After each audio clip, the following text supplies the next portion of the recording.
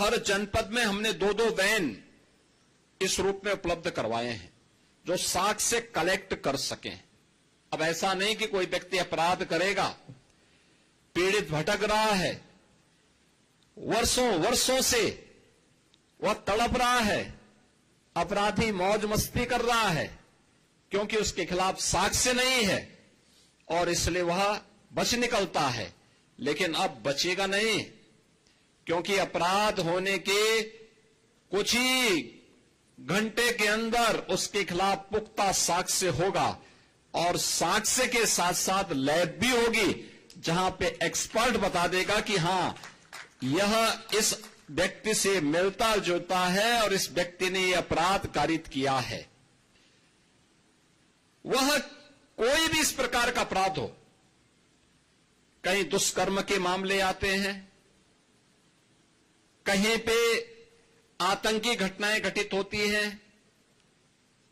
कहीं पे कोई फायर करके अपने लाइसेंसी असले से फायर करके किसी की हत्या करने का प्रयास करता है। बैलिस्टिक जांच करने में बहुत समय लगता था, अब ऐसा नहीं हो पाएगा और डीएनए जांच की सुविधा भी अब गोरखपुर की इस लैब में उपलब्ध करवा दिया गया है। कोई भी व्यक्ति अपराध करेगा तो बच नहीं निकल सकता है और इन सबको जोड़ने के लिए उत्तर प्रदेश के युवाओं को इसके माध्यम से अधिक रोजगार प्राप्त हो सके, हम लोगों ने प्रदेश में लखनऊ में यूपी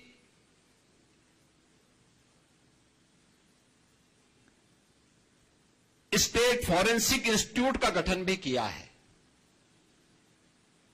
उसमें हमने अलग अलग पाठ्यक्रम भी तैयार किए हैं, सर्टिफिकेट कोर्स। ये जितने भी कलेक्टर होंगे यानी जितने भी कलेक्शन करने वाले तकनीशियन होंगे, उन तकनीकी कर्मचारियों के लिए सर्टिफिकेट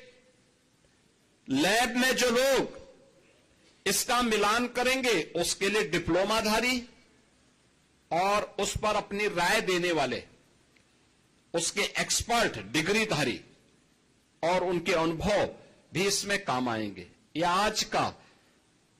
नए समय में नए हो रहे अपराधों को रोकने के लिए वैज्ञानिक साक्ष्य उपलब्ध करवाने की दिशा में तकनीक के माध्यम से अपराधी को समय पे सजा दिलाकर एक पीड़ित को न्याय दिलाने के लिए सरकार के द्वारा किए गए प्रयास का हिस्सा है। और आज गोरखपुर की इस अपग्रेड लैब को, जो ये श्रेणी की लैब है, इसमें वे सभी प्रकार की सुविधाएं यहां पर उपलब्ध होंगी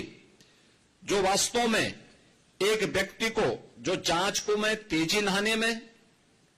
सटीक और पूर्ण तरह साक्ष्य आधारित जांच होगी और यह फॉरेंसिक लैब मॉडर्न पुलिस के लिए एक गेम चेंजर के रूप में काम आने वाली है। और इस दृष्टि से आज के इस अवसर पर मैं इस पूरे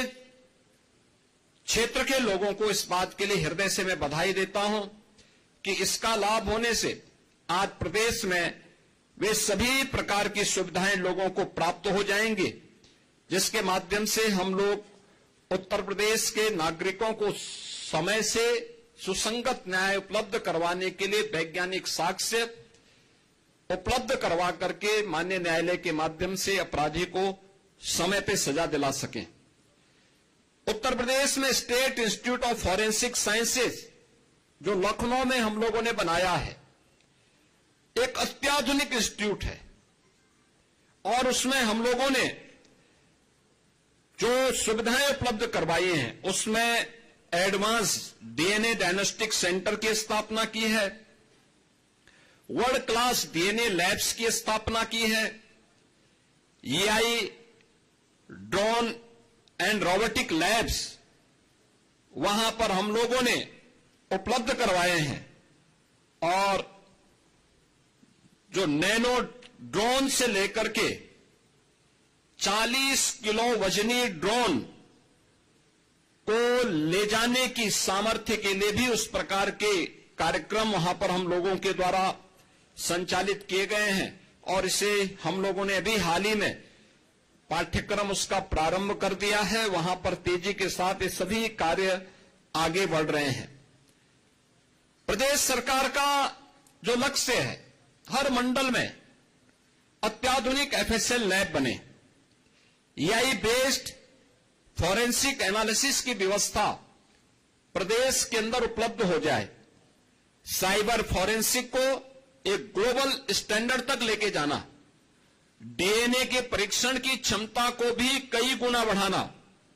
और क्राइम साइंस मैनेजमेंट को पूरी तरह वैज्ञानिक बनाने की दिशा में सरकार के द्वारा किए जाने वाले प्रयास का यह हिस्सा है।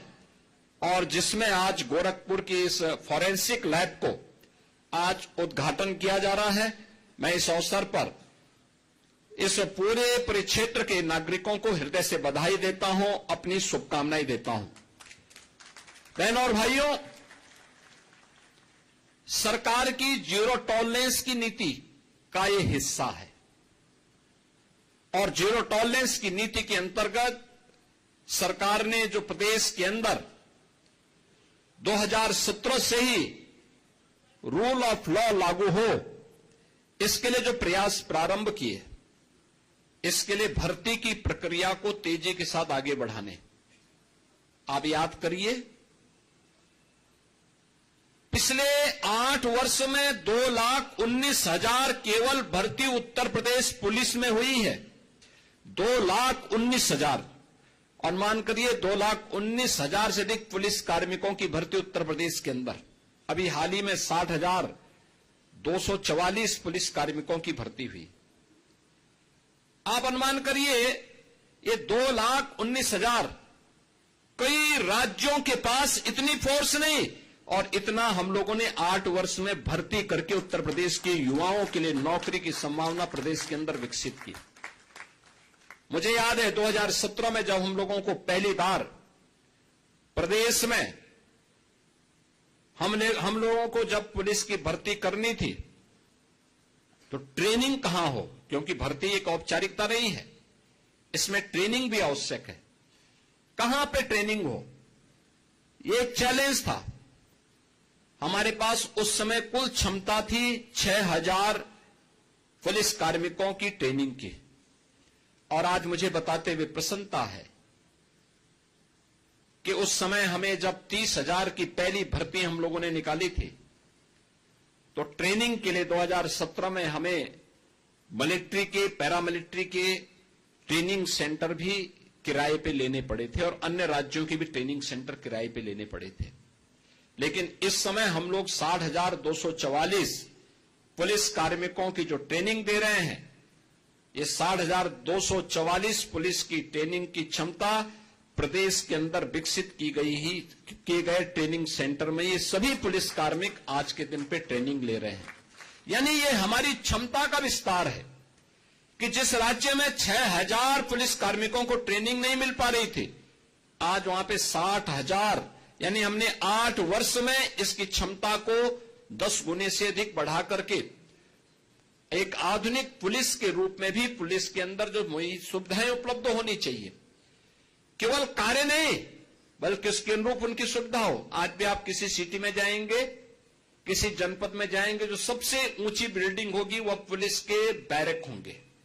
पुलिस कार्मिकों की अवस्थापना सुविधा से जुड़ी हुई होंगी। उत्तर प्रदेश में बहुत दिनों से मांग होती थी एक कार्य के लिए, और होती थी कि कमिश्नरेट सिस्टम प्रदेश के अंदर लागू हो। यानी दशकों से मांग थी, 50 साल पुरानी ये मांग थी। 1970 में पहली बार ये मांग उठी थी, नहीं लागू हो पाई और हम लोगों ने 2020 में इस प्रक्रिया को आगे बढ़ाया। अब तक 7 जिले ऐसे हैं जहां पुलिस कमिश्नरेट सिस्टम हम लागू कर चुके हैं। ये पुलिस की मॉडर्नाइजेशन का उसका एक पार्ट है। सेफ सिटी के लिए 2016 में माननीय उच्चतम न्यायालय ने इसके बारे में देश के सभी राज्यों को आदेशित किया था लेकिन इस पे अनिर्णय का शिकार बना हुआ था पूरी मशीनरी। हम लोगों ने आकर के आज प्रदेश के अंदर 17 म्युनिसिपल कॉर्पोरेशन को और नोएडा, ग्रेटर नोएडा को सेफ सिटी के रूप में integrated command and control centre के साथ जोड़ते हुए आज 13 लाख से अधिक सीसीटीवी कैमरे लगा करके उस पूरी की व्यवस्था को एकदम सुरक्षित बना दिया है। आज आप देखते होंगे, पहले तो अपराध होता नहीं, लेकिन अगर कहीं छिनैती या लूट की घटना घटित हो गई तो कुछ ही घंटों में अपराधी जेल के शिकंजों में होता है और लंगड़ाता हुआ चलता हुआ दिखाई देता है। यह नया प्रदेश है जो अपराध को स्वीकार नहीं करता है और अपराधियों को यह दिखाने का प्रयास भी करता है कि अगर अपराध किया तो उसकी कीमत उसे चुकानी पड़ेगी। प्रदेश के अंदर पिछली सरकारों ने पीएसी बल को पूरी तरह समाप्त करने की साजिश रची थी। हम लोगों ने उसको फिर से गठित किया। जो 34 कंपनियां समाप्त हो गई थी उसका पुनर्गठन कर दिया। प्रदेश में एसएसएफ को हम लेके आए, स्पेशल सिक्योरिटी फोर्स का गठन, एसडीआरएफ का गठन, महिला पीएसी बहानी का गठन, 3 नई महिला पीएसी बहानी का गठन किया गया है, जिसमें देश की स्वाधीनता के आंदोलन से जुड़ी हुई उन वीरांगनाओं के नाम पर ये सभी सेंटर हम लोगों ने रखे हैं। गोरखपुर में वीरांगना झलकारी बाई कोरी के नाम पर, लखनऊ में वीरांगना उदा देवी पासी के नाम पर, बदायूं में वीरांगना अवंतीबाई लोधी के नाम पर ये 3 महिला पीएसी बटालियन का गठन आज हम उत्तर प्रदेश के अंदर कर चुके हैं। 5 नई पीएसी बटालियन बलरामपुर, जालौन, मिर्जापुर, शामली और बिजनौर के लिए भी स्वीकृति देकर के इन कार्यक्रमों को आगे बढ़ाने का कार्य हुआ है। और यही नहीं, प्रदेश के अंदर जिन 10 जनपदों में पुलिस लाइन नहीं थी वहां पर पुलिस लाइन का गठन करके वहां पर बुनियादी सुविधाएं, पुलिस की ट्रेनिंग के साथ साथ अत्याधुनिक सुविधाएं वहां पर लोगों को प्राप्त हो, इसके लिए भी धनराशि उपलब्ध करवाने का कार्य आज प्रदेश के अंदर हम लोगों ने इन सभी जनपदों में किया है। और मुझे बताते हुए प्रसन्नता है कि उत्तर प्रदेश में जो पहले असुरक्षा के कारण महिला श्रम बल की भागीदारी, जो वोमेन वर्कफोर्स थी प्रदेश के अंदर, जो विभिन्न क्षेत्रों में कार्य करने की उनकी स्थिति थी, वह 17 के पहले 13% से नीचे था। आज मुझे बताते हुए प्रसन्नता है कि 35% से अधिक महिलाएं आज प्रदेश के अंदर सुरक्षा का वातावरण होने के कारण कामकाजी बन चुकी हैं। काम करने के लिए, कार्य करने के लिए वे घर से बाहर जाती हैं और उनको कहीं कोई समस्या नहीं है। यूपी 112 के माध्यम से पुलिस, एम्बुलेंस, फायर सर्विसेज और साइबर हेल्पलाइन को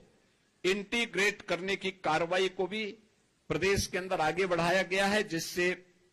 एक सामान्य नागरिक को इसके माध्यम से लाभ प्राप्त हो सके।